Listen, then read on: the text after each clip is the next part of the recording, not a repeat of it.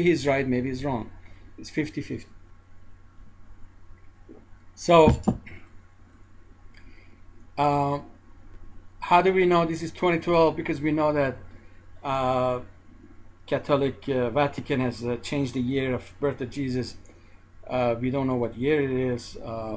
We also know that Montauk Project it was for real, and still some other shadow projects going on that, and we hear at same level.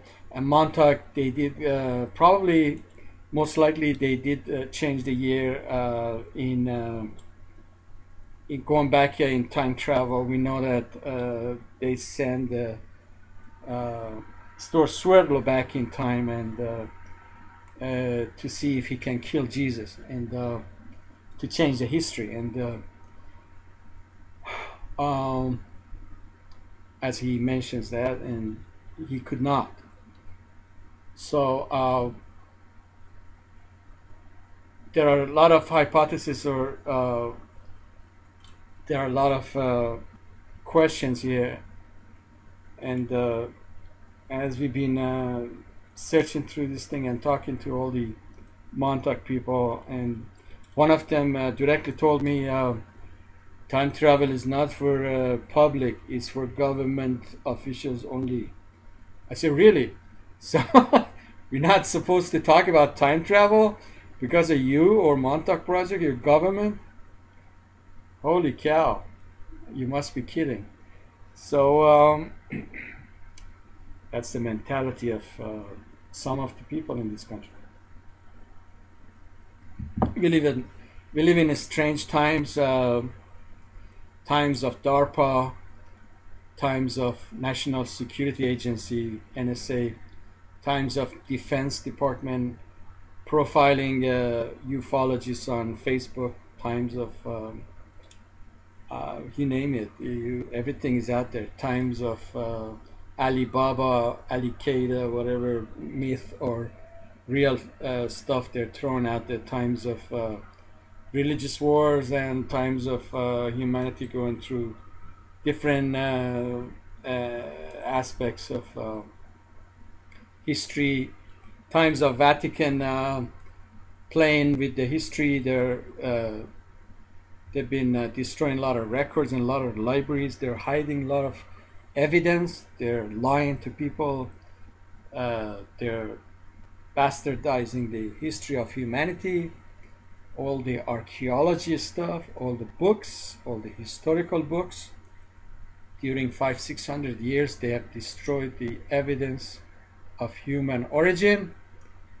And now they're coming out and saying, oh, we should baptize the aliens.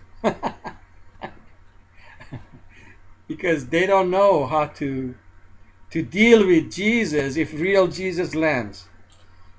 Okay, now you have two hypotheses here. Number one, there is this argument about fake alien attack. Fake alien attack, let's get it out of the subject here. That's something like 9/11. They can do it from Building 7 and watch the whole thing collapse, and then bring the Building 7 down too, or they land 100 UFOs and attack few cities or thousands of people. They kill, whatever they do. So it's just some show. After a while we will know it's not real. So that's done with. They can do whatever they want, but what is fake is fake, and it will show itself, right? Right. Their own aliens, they're all cloned aliens, like the all the ones they entered the Washington or Senate, or all the clone people born in Kenya or wherever they're born. So just cannot believe these things happening in my lifetime. Amen. Therefore, We request all our taxes back in every penny. Okay, now going back to reality. So we looked at the fake incidents of alien attacks. So that's out of the way. Whatever happens, that's something that it's not a global worldwide event. They can do few things, few places. All right. Now the second event is the real event that we are talking about, and what that event is that Sergeant Major Dean talking about, that it's the when face to face you come to meet, whether it's on TV or in person, you come and meet a giant being, archetype, one of the biggest elements of the universe.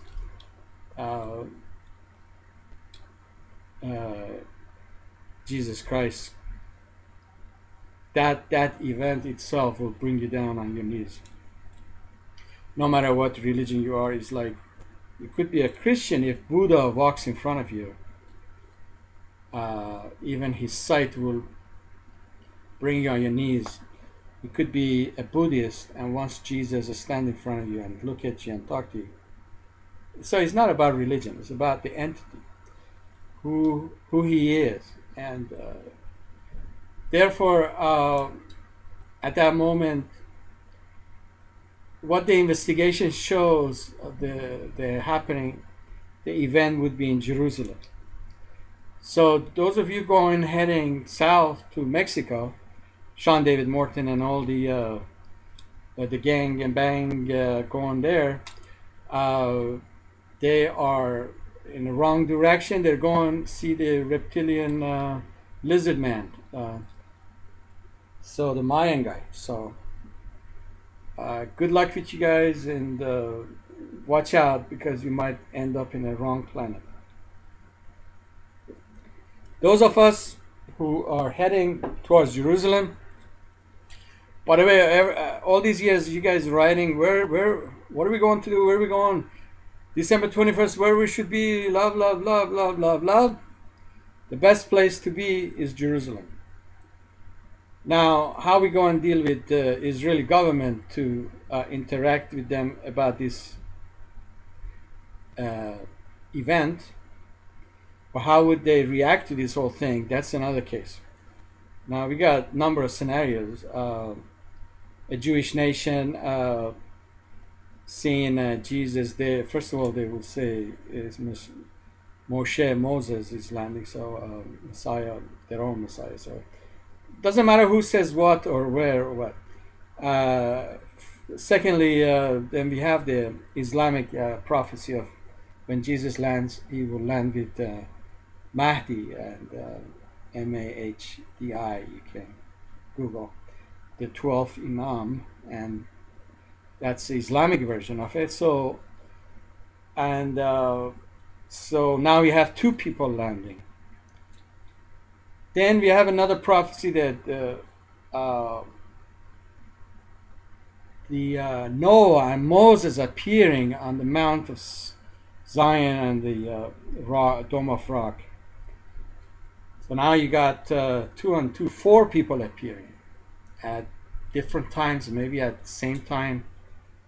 Now imagine we got Noah, we got Moses, we got Jesus, and we got Mahdi. All these people with a mothership and thousands of smaller crafts suddenly descend on Dome of Rock, which is a ascension point, and the history has evidence. And lately, last year, we had the interested UFOs coming directly, descending right on the rock. So that's a portal to different universes and different timelines, and that is one of the portals. So that's why the rock is there. That's why Abraham story was there. Abraham and his son, and number of other Prophet Muhammad ascended to heaven and coming back with Gabriel, Archangel Gabriel. So all this history and plus the temple of Solomon was built there. So all these and the Ark of Covenant, some people believe that it's hidden underneath the temple. So a number of other things that Israeli government is not revealing, they found underneath the temple, which is hidden from public. And anyways, going back to the landing December 21st. So how do we know this year is the year of the whole event, and this is really 2012? So how we know is by having 3 solar eclipses. Once we have 3 solar eclipses as predicted this year, and once we have the November 3rd one coming in November, then we are beyond point of no return. What that means is there's absolutely certain at that moment we are facing a time portal that it will change humanity. And according to the calendar, and Mayan calendar and Pyramid of Egypt, the measurements and all the other stuff, that is in December 21st. So now we get to December 21st. Now we get to the ascension, descension, and the contact and second coming of Jesus. So what this second coming would mean is, first of all, all the religions and all the fights would suddenly drop, because coming of such an entity back to the earth again, it will prove all the mystification out of the subject. Plus, what message he will bring this time to humanity and what he will tell everybody, that's another thing.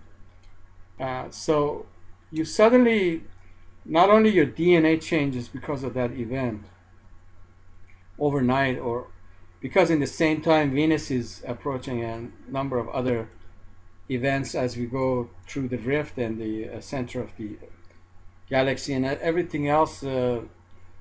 Every second the acceleration rate would be like 10,000 times as now, and you can manifest or time travel or be anything you want to be, or learn anything really rapidly or telepathically or whatever. So that's a glorious moment of 26,500 years cycle. So at the same time, ETs are here to experience that. So it's not only us. So all the craft on the top are waiting to join us at that moment. So this event, and then I thought, after I talked to Sergeant Major Robert Dean, at same night I keep thinking, that's a few days ago, and I start crying, and I couldn't stop, because I said to myself, oh Lord, if I see you face to face in my lifetime, oh Jesus, that event will be upside. It will make my life upside down.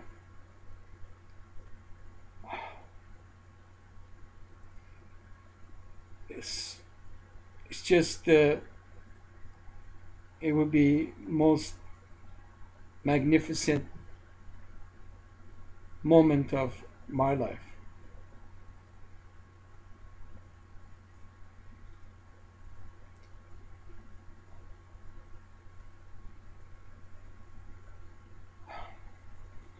So